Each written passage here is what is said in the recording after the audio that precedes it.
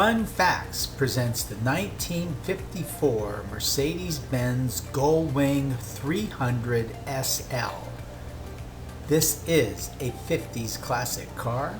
It was introduced back in 1954, had a production run through 1957. So we're showcasing a lot of the cars from 54 through 57.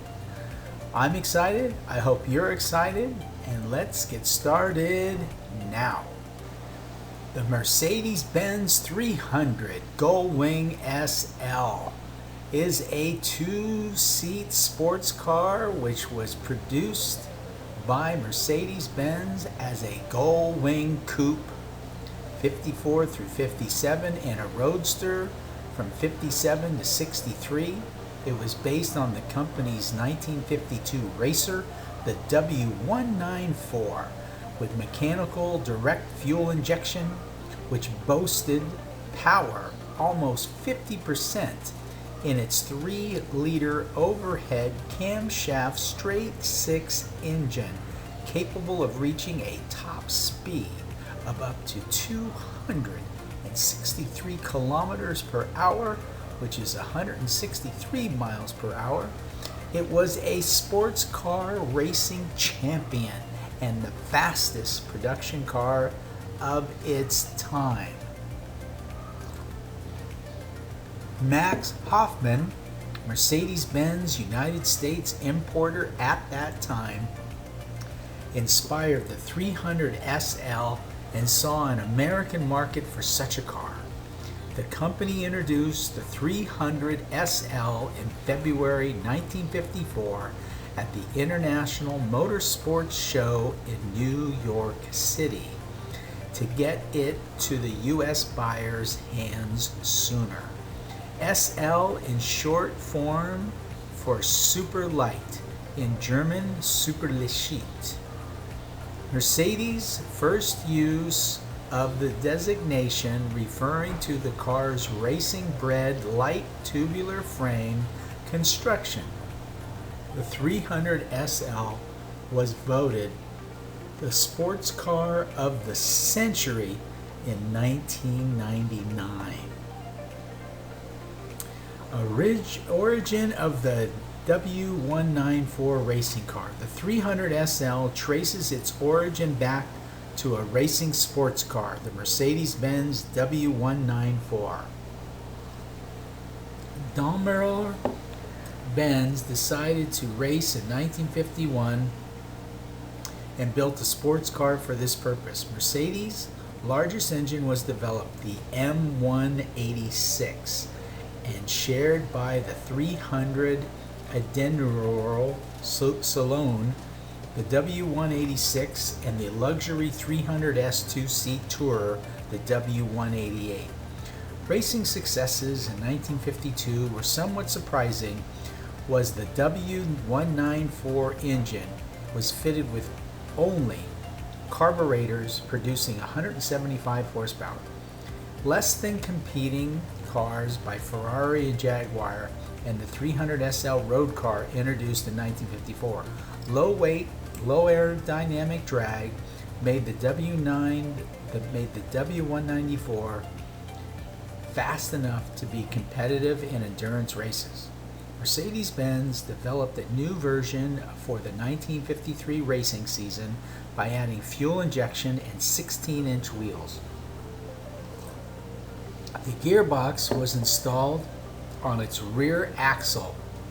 Its body was made of electron, a magnesium alloy, which reduced its weight by 85 kilograms, 187 pounds. Whoa! Mercedes-Benz decided not to race this Ally car, choosing instead to begin participating in Formula One in 1954. Later versions revised the body to lower air resistance and did not continue the transmission arrangement. The origin of the 300sl. Mass production of the 300sl was not initially planned. The idea of a toned-down Grand Prix car for affluent performance enthusiasts in the booming post-war American market was suggested by Max Hoffman at a 1953 directors meeting in Stuttgart. Mercedes' new general director Fritz Knecke agreed to Hoffman's order for 1,000 cars. The 300sl was introduced at the 1954 New York International Auto Show in February instead of the Frankfurt or Geneva shows, where company models usually debuted. Production of a smaller roadster, the Mercedes-Benz 190sl, was announced after Hoffman ordered another 1,000 of the roadsters. The 300sl and the 190sl premiered at the 1954 New York show. Mercedes-Benz experienced a positive visitor response to both, and production began at the Sindelfingen plant in August of that year. The cost? Well, the price for the 300sl coupe in Germany was a DM 29,000 or 6,820 in the US. That DM is Deutschmark, I take it. The Roadster was Deutschmark 32,500 in Germany, and that would be 10,950 in the US. 10% more expensive than the coupe in Europe, and over 70% more in the US. Whoa. The SL abbreviation. Mercedes-Benz did not announce what the abbreviation SL meant when the car was introduced. Magazines and companies officially called it the Sports Light. Super Light. It was called Sport Light on the company website until 2017, when SL was changed to Super Light after a chance finding it in the corporate archives.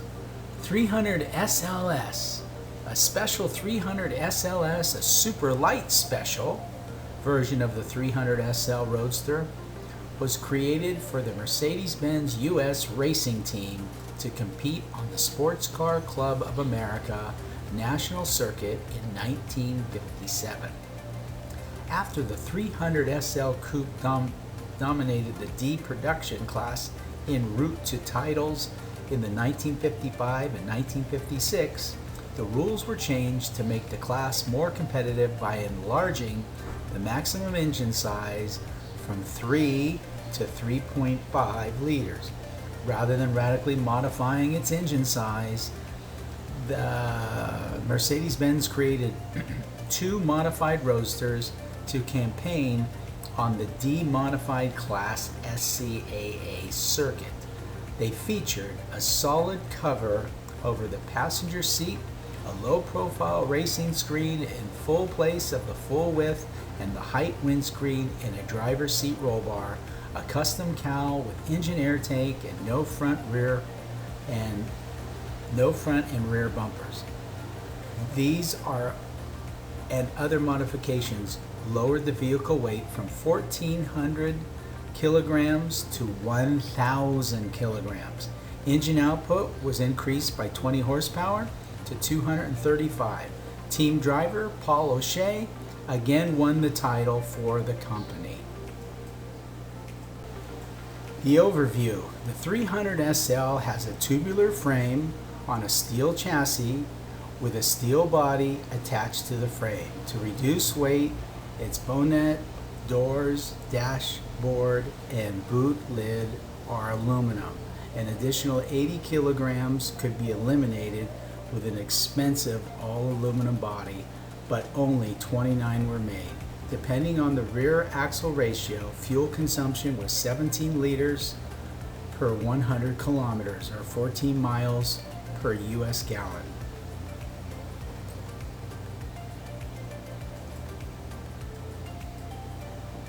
The interior. 3 checkered patterned seat fabrics were standard: gray and green, gray and blue, and cream and red. Most customers opted for the leather upholstery, which became standard on the Roadster. With upward opening doors, the coupe has an unusually high sill. Entering and exiting the car is problematic. To facilitate entry, the steering wheel pivots on its 90 degrees away from the dashboard. Storage space for luggage is behind the seats in the coupe. The boot only holds a spare wheel and fuel tank. The Roadster was available with 2 custom-fitted leather suitcases for a larger boot. The coupe's windows are fixed and rolled down in the Roadster. Okay, well, if you found yourself this far into the video, we'd certainly like to thank you for taking the time out of your day to watch our video. And if you like our video, please give us a thumbs up, because it really does help our channel. If you like our channel, please subscribe, because we'll be doing all the cars, sports cars from the 50s, the modified cars in the 60s, the muscle cars, the sports cars, the hybrid cars, the supercars. We'll be doing autoramas, we'll be doing hot rods, so a little bit of everything for everybody. And we hope to see you when we upload our next video. Thank you for taking the time out of your day. And always, always, always take good care. Thank you.